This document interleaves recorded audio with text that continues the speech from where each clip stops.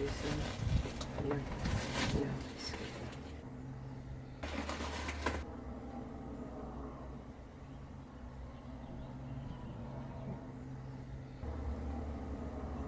a Pila, Colorado. I am Oneata Aga, which means people of the long living stone.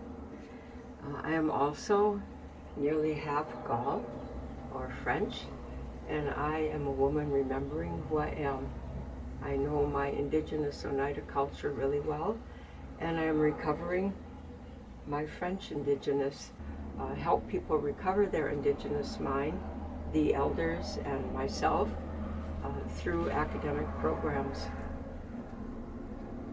I'm here in France because I am continuing on my journey of reclaiming and renewing my French indigenosity, and also we've come to a time that's been prophesized by elders around the world, and my Kyrgyz relative, Japarkul, says that it's the golden door.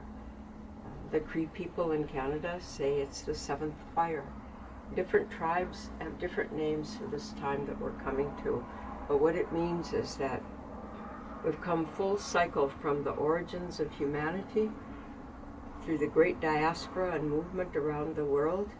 We've come to the end of that cycle. At the end of this cycle, we come back to one of the origin points of the diaspora, which is the painted caves of the south of France. So it's here that both sides of myself come together, my indigenous Oneida side and my indigenous French side. What's waiting for me and helping me to come together are the painted caves and the images within the caves. Going into the caves, it's going into the time of creation, into the time of darkness. We go into the cave thinking one way, in our modern way, and when we get inside, everything changes. It's so dark you cannot even see your hand in front of you. All of your senses that you normally rely on are no use. It's your intuition, it's the spirit light that gets us through. After some time in the caves, when we come out, we find ourselves alive and awakened and renewed.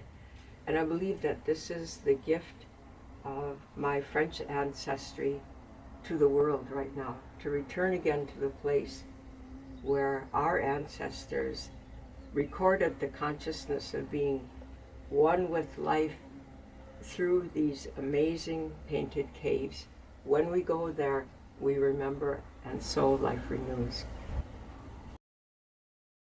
Wants to say that they're shamans, so the term is okay, except it's been so misused and degraded, and it's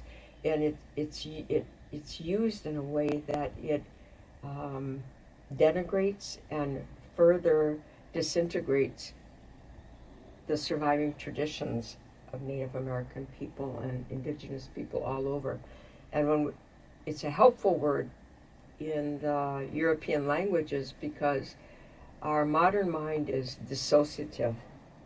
And until that word came along, I don't think in a Western way we had a category for, we didn't have a place in it, in our consciousness in a Western way to embrace the animism of our indigenous ancestors. What's missing right now in the web of life is the people of all of these traditions of Europe, whose power is the fire. For these descendants of those people who knew, who lived in these caves, who moved about the face of the earth in accordance with life, to heal the earth, some people here in Europe need to come forward and reclaim their indigenosity. Then the whole world can heal. Of course, now it's not only in Europe. It's in China, it's in Africa, everywhere that the postmodern mind and the juggernaut of development and capitalism has gone, we see the disintegration of the whole mind.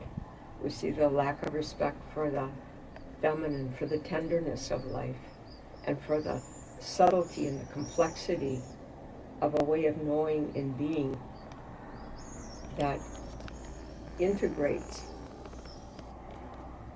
all of these ways, that integrates all of these realities.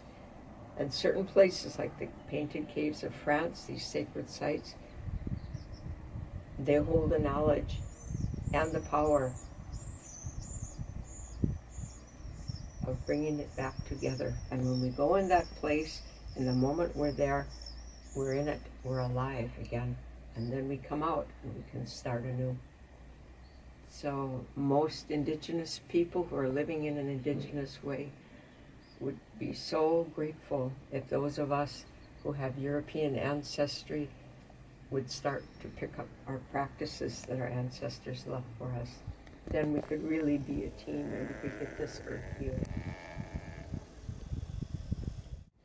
Yana Huena, Yana Huena, Yana Huena, Yana Huena, Yana Huena, Yana Huena, Yana Huena.